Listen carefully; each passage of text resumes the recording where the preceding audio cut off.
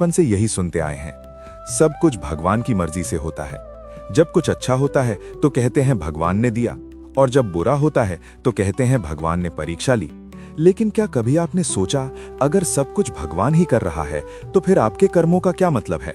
आपकी मेहनत, आपकी सोच, आपके फैसले, ये सब किस लिए हैं? सच्चाई थोड़ी अलग है और शायद थोड़ी कड़वी भी। असल में ईश्वर ने आपको एक चीज दी है जो सबसे शक्तिशाली है, आपकी आत्मा। और उसी आत्मा के अंदर छुपा है आपका असली भाग्य।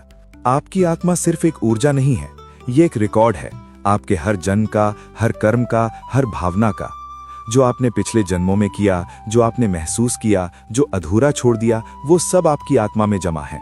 अब सोचिए, अगर आपकी आत्मा ही आपके सारे कर्मों का भंडार है तो क्या वही आपके भाग्य की दिशा तय नहीं करेगी? यही कारण है कि दो लोग एक ही परिस्थिति में जन्म लेते हैं, लेकिन उनकी जिंदगी बिल्कुल अलग होती है। एक व्यक्ति छोटी सी शुरुआत से भी ऊंचाइयों पर पहुंच जाता है और दूसरा सब कुछ होते हुए भी संघर्ष करता रहता है। ये फर्क भगवान नहीं करता, ये फर्क आपकी आत्मा के पिछले डेटा से आता है। लेकिन यहाँ सबसे बड़ा सवाल उठता है, अगर आत्मा ही सब कुछ तय करती है तो क्या हम कुछ बदल सकते हैं? जवाब है हाँ, और यही सबसे बड़ा रहस्य है। आपकी आत्मा कोई पत्थर की लकीर नहीं है, ये हर पल बदलती है, हर फैसले के साथ। हर बार जब आप सही काम करते हैं, किसी की मदद करते हैं, अपने डर के बावजूद सच्चाई का साथ देते हैं, तो आपकी आत्मा हल्की होती है और आपका भाग्य धीरे धीरे बदलने लगता है। लेकिन जब आप झूठ बोलते हैं, किसी का दिल दुखाते हैं, लालच और गुस्से में फैसले लेते हैं, तो आपकी आत्मा पर बोझ बढ़ता है और वही बोझ आपके जीवन में रुकावट बनकर सामने आता है। आपने कभी महसूस किया होगा, कुछ काम आप पूरी मेहनत से करते हैं, फिर भी बार बार असफल होते हैं, और कुछ चीजें बिना ज्यादा प्रयास के ही सही हो जाती हैं। ये कोई लक नहीं है, ये आपकी आत्मा का अलाइनमेंट है। जब आपकी आत्मा और आपके कर्म एक ही दिशा में होते हैं तो रास्ते अपने आप बनते चले जाते हैं।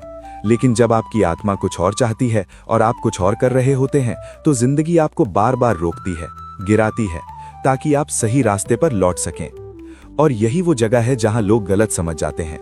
वे सोचते हैं भगवान मुझे सजा दे रहा है, लेकिन असल में आपकी आत्मा आपको संकेत दे रही होती है।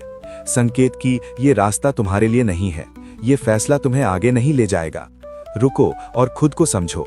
लेकिन हम क्या करते हैं, हम इन संकेतों को नजरअंदाज करते हैं और फिर जब सब कुछ बिगड़ जाता है तो दोष भगवान को दे देते हैं।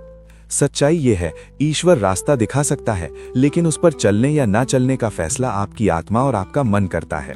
अब एक और गहरी बात समझिए, आपकी आत्मा सिर्फ आपके वर्तमान जीवन को नहीं, बल्कि आपके भविष्य के जन्मों को भी प्रभावित करती है।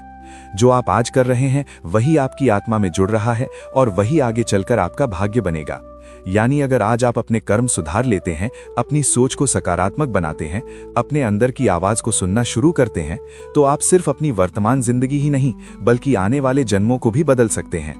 ये कोई कल्पना नहीं है, ये एक गहरा आध्यात्मिक नियम है। लेकिन समस्या ये है कि हम अपनी आत्मा की आवाज सुनना ही भूल गए हैं। हम इतना ज्यादा बाहर की दुनिया में उलझ गए हैं, सोशल मीडिया, लोगों की राय, समाज का दबाव, कि हम अंदर की उस हल्की सी आवाज को दबा देते हैं जो हमें सही दिशा दिखाना चाहती है। कभी कभी जब आप अकेले होते हैं और अंदर से एक फीलिंग आती है कि कुछ ठीक नहीं है या मुझे कुछ बदलना चाहिए, वही आपकी आत्मा है जो आपसे बात कर रही होती है। लेकिन हम उसे इग्नोर कर देते हैं क्योंकि वो आसान नहीं होता। आत्मा हमेशा आपको ग्रोथ की तरफ ले जाती है और ग्रोथ कभी आसान नहीं होती। तो अब सवाल ये है, आप क्या करें? पहला कदम, खुद से ईमानदार बनिए। अपने फैसलों को देखिए, क्या वो आपके डर से आ रहे हैं या आपकी सच्चाई से? दूसरा कदम, अपने कर्मों को साफ रखिए। हर छोटा काम, हर छोटी सोच आपकी आत्मा को प्रभावित करती है। तीसरा कदम, अंदर की आवाज को सुनना सीखिए। हर दिन कुछ समय खुद के साथ बिताइए, बिना किसी डिस्ट्रैक्शन के। और सबसे जरूरी, ये समझिए कि आप पावरलेस नहीं हैं। आप सिर्फ एक पपेट नहीं हैं जिसे कोई ऊपर से चला रहा है। आपके अंदर वो शक्ति है जो आपकी पूरी जिंदगी की दिशा बदल सकती है, और वो शक्ति है आपकी आत्मा। तो अगली बार जब कुछ गलत हो तो तुरंत भगवान को दोष मत दीजिए। रुकिए और खुद से पूछिए, मेरी आत्मा मुझे क्या सिखाना चाहती है? मैं कहाँ गलत दिशा में जा रहा हूँ? क्योंकि जब आप ये सवाल पूछना शुरू कर देते हैं, तभी से आपका असली ट्रांसफॉर्मेशन शुरू होता है।